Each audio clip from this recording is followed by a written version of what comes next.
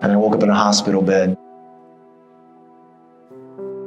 The paramedics report, it said this. It said when they arrived on scene, that there was only one person in the vehicle, me. And that I hit the tree going anywhere from 60 to 63 miles an hour. There was no brakes. I didn't even try to stop. And when I hit that tree, that case of beer bottles that was behind her catapulted forward at impact. And that woman named Priscilla, who didn't have her seatbelt on, catapulted forward at impact. And that thing called the windshield in your car, and that case of beer bottles met with Priscilla in between. And she slid down to the floorboard, and her neck rested on the middle console. So I stayed up all night that night. And you know what? The paper had read 2 lifeline in a serious accident. Took her to Parkview Hospital. Nobody would tell me if she was alive, if she was dead. I had no idea, but I knew the paper said something that morning, and if she was alive or if she passed away, the paper would probably say something the next morning. The paper man shows up at like 4 a.m. He comes driving by, everything slows down like a movie. He rolls the window and he throws the paper, it hits, boom. I jump up, grab it, I rip open the rubber band, I roll it open. And there's the headline. Crash, victim dies. And at 23, choices and decisions that I made, Priscilla Owens lost her life. She was a mother of 2, she was a daughter, and she was a sister. Never did I think when I was in the 5th, 6th, 7th, 8th grade that at 23, I'd be responsible for taking the life of somebody. What happened, though, is the family wanted me to contact them right after that. And I called, and what do you say to that? You know, what do you say? I'm sorry. But I called, and the family said, Nathan, well, listen, Priscilla was sober. It was her vehicle. We can't put all the blame on you, which I didn't agree with. I was solely to blame. I was the driver. I don't care how drunk I was. It was my fault. But they said, listen, there's no reason for 2 families to be destroyed. We want you to know that we love you, even though we don't know you. We forgive you, even though we don't know you. But do us a favor. Just try to make the world a better place. Try to don't let Priscilla die for nothing. Just make a difference. I got 11 years of my prison sentence knocked off. 11 years.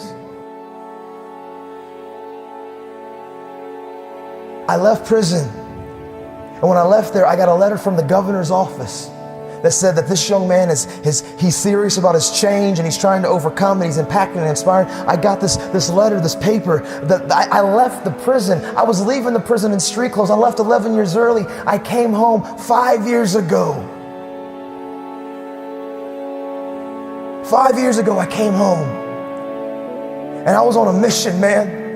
And I was just a broke down dude that's just hungry, and I refuse to fail. I refuse to give up. I may make mistakes. I may do it the first time, the second time, but failure's only failure until you stop trying. Listen, some of you're afraid and you're letting fear, whatever your dream, whatever your goal, whatever it is that you want to achieve, you're letting fear paralyze you. Listen to me. You're never going to know if you can swim unless you jump in the water.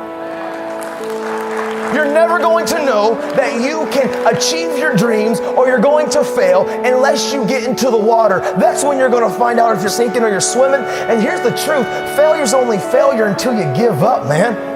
You don't have to get it right the first time. It's not about perfection. And so some of you, maybe you struggled and you've messed up and you've relapsed, or you've made some hiccups, and even some of us that aren't struggling with addiction, you've made some poor business choices, some poor relationship choices. You've struggled. I'm telling you what, it's not about perfection. It's about progress. Keep putting one foot in front of the other. Giving up is not an option. Giving up on your loved ones is not an option. Giving up on your sobriety is not an option. It's not. I want you guys to understand you're in the game, man. You're in the game, man. We're in this together. I refuse to believe that addiction and living a life full of drugs and bound to these thoughts and these failures is all that we have. It's not. I'm 10 years sober, and I promise I don't white knuckle it. I'm not counting the days. I'm just chasing down my dream, and I'm no different than any one of you in here. You plus God is always the majority. Period. Good choices will always have good results. And I was making a lot of bad choices and a lot of bad decisions. And I was basing my value, my worth, off your opinions. And I learned something. Listen to me, everybody in here, I want you to understand something. Your value is never based off any of the opinions of anybody in this room. Who cares what anybody thinks or says about you? They are not your merit system. They are not your system of worth. You are who you say you are by your actions. But the choices and the decisions that we make have consequences, good or bad. And when I went to prison, at 23, listen, I came from a broken family. I had been labeled and unmarked and identified. I had battled hurts and pains and wounds. I had suicidal thoughts and I had battled self-harming. Drugs and alcohol had consumed me. I had lost all dreams and goals. I felt like I had made too many mistakes to change. Listen, I felt like I had every reason to say, you know what, life is too tough, and I quit. I live with these 3 principles, and I promise you, man, they will change everything about who you are. Hard work works, make good choices, good things happen, and value people. I decided 10 years ago, literally, when this all happened, and I went to prison, I was like, you know what? I want to make this promise. I want to keep it to this family. I come from a lot of brokenness. I don't know where to start, but what I do know is the importance of the choices that I make. And so literally, I wrote the word, change the world, and I slapped it on my little prison cell window, and every single day I woke up and I realized, make good choices, great things happen. Aim small, miss small. Make good choices, great things happen. You see, every choice that I can make, listen, I can't control what you think about me. I can't control your opinion of me. I can't control what you say about me, but I control how I react, respond, and what I do with my life. I'm in control of my life. I don't let external factors control me. I'm in control of my life. Because sometimes life can be tough. Life can be challenging. And sometimes the obstacles in front of you seem like they're too big and it's easier just to lay down. But you know what I remembered? I remember when my dad used to look at me when a kid and said, listen, Nathan, life is never going to give you anything, but if you make it and if you build it, nobody can take it from you. Because hard work and tenacity and refusing to quit and chasing your dream, you'll get there, I promise you. Maybe you don't hit the stars, but you'll land on the moon. You don't give up and you go after it and you stop caring about the opinions of people around you. Stop blaming everybody from your hurts. Take ownership of your life. Take off your mask. Don't feed the bear. Make good choices. Be a best friend. Encourage somebody. Be a voice of hope and inspiration.